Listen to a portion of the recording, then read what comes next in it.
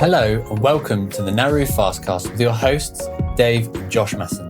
Pull up a chair and listen to us discussing fasting and health-related topics. Hi and welcome everyone to another episode of the Naru FastCast. And today's episode is going to be based on the impact of shift work on our health and how time-restricted eating could be a very easy, very low-cost tool to actually help to mitigate some of the risk from shift work. Now, by the end of this podcast, you're probably going to realize that I'd probably say about 90% of you are going to be classified as shift workers.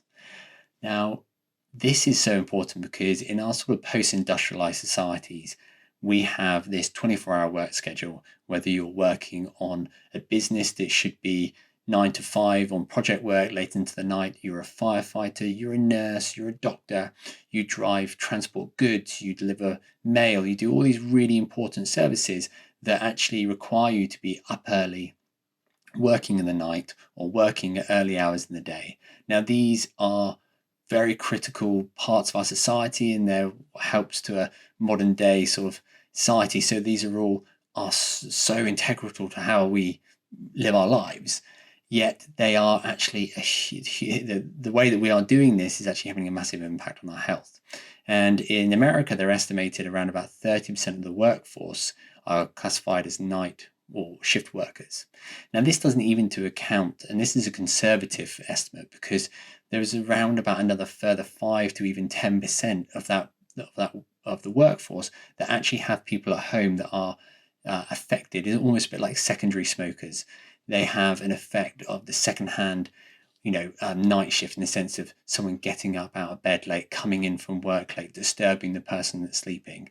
And you can also you can add into people like this, like new mums, nursing families, because that's mum and dad probably being disturbed by sleep. So when you take a wide angle view at this, there's a huge amount of people that are affected by it. Now, if I give you a working definition, the EU have a working definition for shift workers, and this is defined by people that are awake between 10:30 and 5 a.m. in the morning for 2 to 3 hours more than 50 times in a year. So that really means that you have to be up between 10:30 and 5 for 2 to 3 hours once a week over an entire year to be classed as a shift worker. Now, let's just see how this effect is defined in our body. So the World Health Organization in 2007 defined shift worker, night shift workers as a group 2A carcinogen.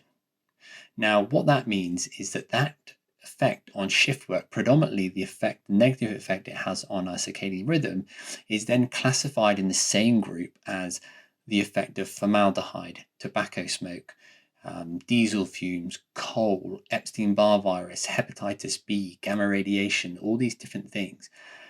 So they have the same effect on our health is that night shift working does.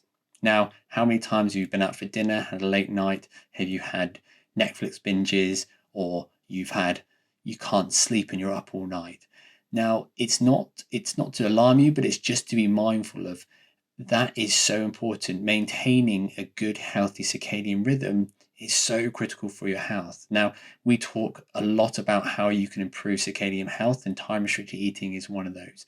So we have 3 things that tend to really regulate our circadian rhythm, which is the time at which we go to bed and wake up, the time at which we have sunlight that comes into our eyes, and the time at which we stop and we start eating. So those are 3 critical things that we need to be more mindful about, and they can have a huge impact on our internal clock. And we have done other episodes on the effects, or the actual sort of going into the science and breaking it down.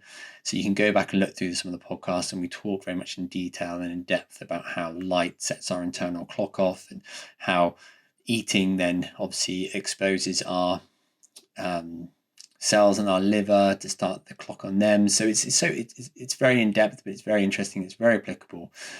So what about shift work? So they will say that on average, if a woman is doing shift work for more than 5 years, that can start to have an increase on risk of all-cause mortality, so the risk of all causes of death, and especially cardiovascular disease.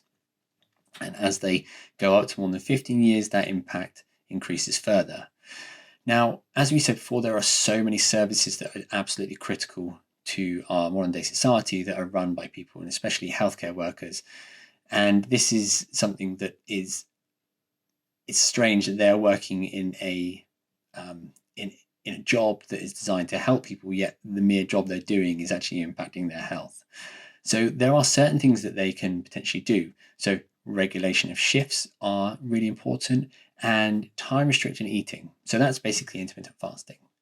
Now, there was a study done in San Diego on 150 firefighters over 3 months. And what they did is they asked them to consume their food in a window that suited. Now, collectively, that worked out to be a 10-hour window. And they also downloaded an app called My Circadian Clock, which is run by the Salk Institute. And this basically allowed them to track the time at which they ate, they started eating, the time at which they stopped eating. So what was interesting was when the firefighters started, they obviously had lots of biometrics done. So they had loads of, they had a full health screen. So people that had high cholesterol before the 3-month study, people that had high blood sugars before the study, and people that had high cholesterol before the study all had a reduction in those risk factors come the end of the 3-month study. And what it showed was that traditionally cardiovascular disease tends to be very high in firefighters, and predominantly it's because of this change in circadian rhythm. Now, obviously, firefighters especially are exposed to a lot more carcinogens through the burning buildings and the toxic contents and compounds that they tend to come in contact with. However, this was clearly shown as being a beneficial, so removing some of the risk factor for those firefighters by just doing time restricted eating. Now, how does that apply? So if you don't have a night shift work, but you like to stay up late watching TV, watching things, we have said about the impact of eating within 3 hours of going to bed, because your melatonin is rising, which is then signaling the pancreas to stop releasing insulin. And therefore the food that you're consuming, usually if it's a carbohydrate or sugary food, is then just being elevated throughout the night. And the problem is with elevated blood glucose levels is that can obviously cause inflammation, insulin resistance, and a whole raft of illnesses. So we said that in 2007, the World Health Organization classed it. Now, interestingly, it was reclassified back in 2019 by the International Agency for Research on Cancer, again as being a group 2A carcinogen. So it has been reclassified again. Now, obviously, the evidence around that is anecdotal. Now we have small amount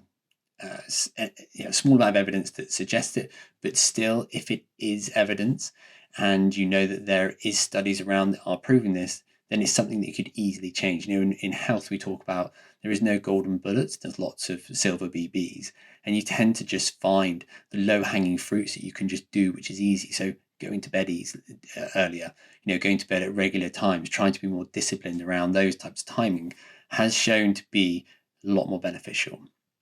So this tool of intermittent fasting is just such a fantastic tool that can be applied to not only people that are doing shift work, but if you are just a person that stays up late, then maybe you can try it and see if it helps. So let's just summarize. If you are awake for 2 to 3 hours between the time of 10:30 to 5 o'clock in the morning, more than once a week or 50 times in a year, that you are technically, according to the EU, classed as a shift worker. Now, the impact of shift work is classified by the World Health Organization as being a group 2A carcinogen, which is in the same group of carcinogens as formaldehyde, hepatitis B, hepatitis C, gamma radiation, smoking, Epstein-Barr virus, etc., etc. So not great for you. So there is just a simple method you can do, which is stop eating 3 hours before you go to bed, and make sure that you are having you're not eating for 14 hours. You can be eating in a 10-hour window, which is the minimum amount of window, which was seen on the study of 150 firefighters over 3 months. So I hope this has been an interesting podcast. And it was just something that I felt that a lot of people I speak to come to me and say, "Oh, I do that quite a lot. I'm up late. I'm, at least once or twice a week, or I might go out for dinner with people on the weekend, or I go out clubbing on the weekend." And actually, when you sort of peel it back, you're probably doing a night shift, technically, probably quite a few nights a week. So be more mindful, try and implement it, and just let us know how you get on. It'd be really interesting. So if you know anybody that is technically a night shifter, or people that work in these environments, have split shifts and things, please share this podcast with them, and hopefully they'll be able to find something interesting on it.